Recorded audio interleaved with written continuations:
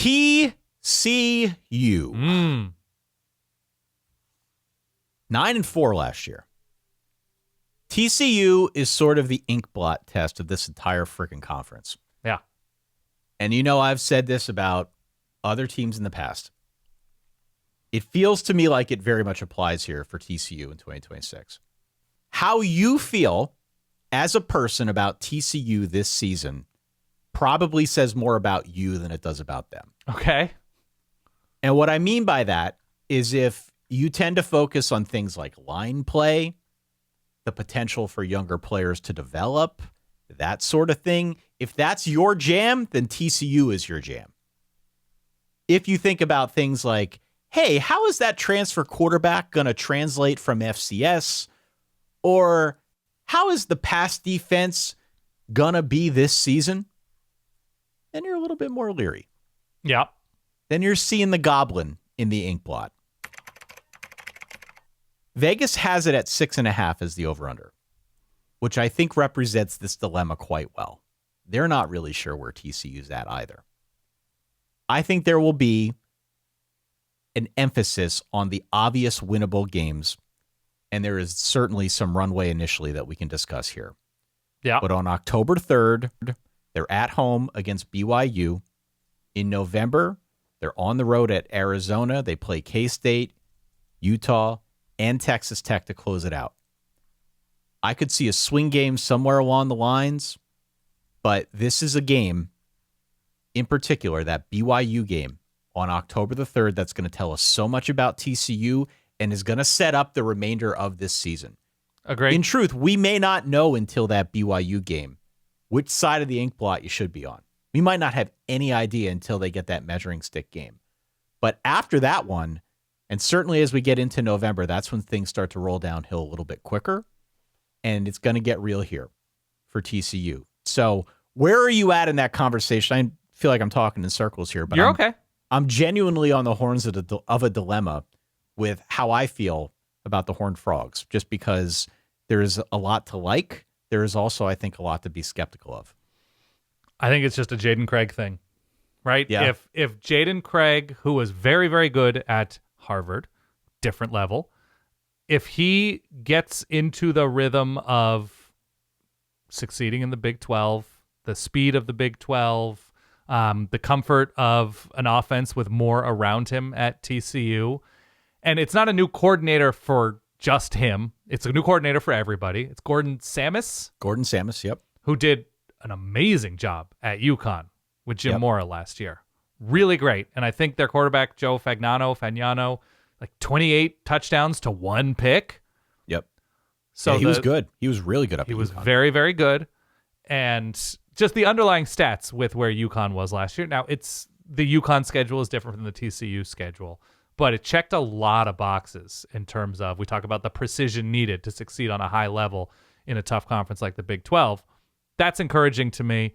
Just internally with TCU, I look at this team like, okay, where is the upside in this room? Where is the upside in that room, right? There are obvious things like the homework TCU has had this, the running the ball. They're changing the way they run the ball.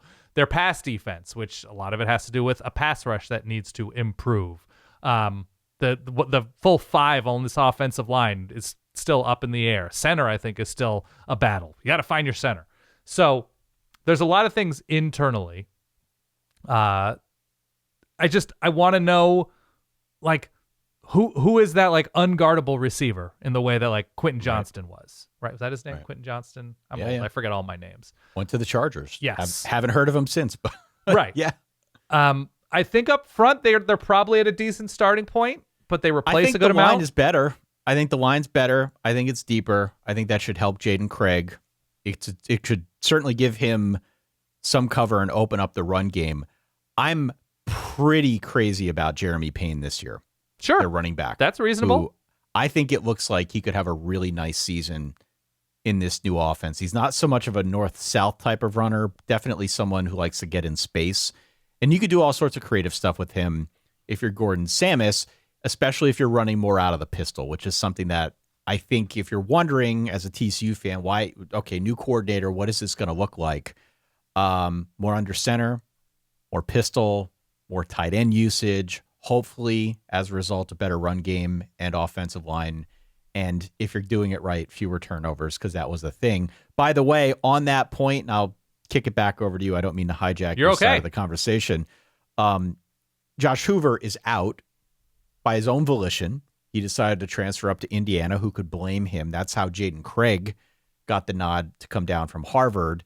One of the stories coming into this year, in addition to Hoover transferring out, is the way that Sonny Dykes responded when they asked him about it. Quote, Josh started 31 games here and turned the ball over 42 times, end quote. So maybe a little bit ruffled by the transfer, maybe not. But speaking truth to power, at least in some regard, Josh Hoover was not always the most responsible with the football. Correct. TCU's in an interesting position. I think they're built well enough and coached well enough, and we'll see how Gordon Sammis works out in Fort Worth. But even with this secondary getting torched a bunch and not being able to get a ton of pressure on the quarterback last year, if they had only taken care of business in the Big 12 and beaten teams that were vulnerable or had injured quarterbacks or were just kind of a mess for long stretches of the season, teams like Arizona State or Iowa State last year, they won some close games, they lost some close games. If they're taking care of business, which is always easier said than done, they're like 90 seconds away from being a 10-2 team last year. I know. And look, you can say that about a ton of teams. I understand this. But we were talking about TCU, and I think it is important to point out they're one of them. Yep. Like, they're not that far off from, like, they're in a perennial frisky zone. Yeah. Which is a term you use a lot on your After Dark podcast. I understand. Always. People haven't found it yet, but my God, is there a different side of Ty Hildenbrandt out there? It's true. The frisky zone for TCU is very familiar. So now the question is like, I use the word boring a lot. What is TCU doing in terms of like, okay, they don't run well, but they're competent at running the ball. Their pass defense isn't amazing, but you can see that there's a plan and a vision there, and they've gotten better, and they've gotten off the field more. Stuff like that, if TCU can just take obvious steps, they're threatening double-digit wins once again. I think they get not that far out of the frisky zone. I think I'm again in because the Jaden Craig thing is an unknown for me, so I'm going to say they're like an 8-4 ±1, which is like rinse repeat any other year. I think Jaden Craig could run this offense. Okay. I think this offense suits him well. He's obviously an experienced hand, was a 3-year starter up at Harvard, and he's a big boy. He's 6'3", 230. Yeah. So he can run it. He can obviously throw it. Your earlier point, though, about adjusting to the speed of the game, like we picked up a little bit of that in some of the spring practice reports that we read off back in like May. And, whether or not that's something that is a real concern the deeper we get into this like fall camp and start getting ready for the season, I don't know. The guys who are at practice can talk that through. But it is a concern, any FCS quarterback coming up to the Power 4 ranks. I think that's something that we'll be talking about with a number of other guys as well. Yep. I do like the setup, though. I think this suits him well. My final point is that I'm actually pretty high on this defense. I like the defense. That. Andy Avalos is back as defensive coordinator. They were good against the run, not so good against the pass last year. Some critical losses, I would say, on that defense, but overall, I'm optimistic that they're going to find some pressure up front. They're going to find some way to take some of the heat off of that pass defense. I'm on the over for TCU. I think 7-5 is the floor. You could probably talk me into 9-3. It sounds like we're both beating around the same bush here, though. Like that 8-win mark is kind of where you and I are struggling right now to figure out, is it more, is it less, or is it right on?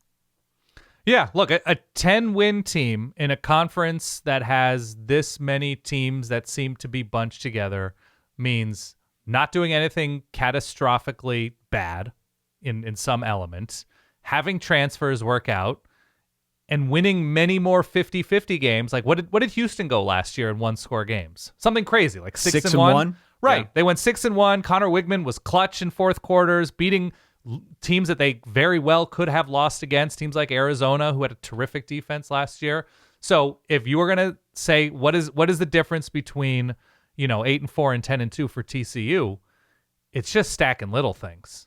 It's just stacking those little things and not being clearly deficient at a big thing. And so that's your question, because I think you're right about optimism for this defense, but there is a lot new on both sides of the ball, and this is okay. What kind of handle does Sonny Dykes have on a game with 4:37 left, and it's a 3-point game either way? Okay.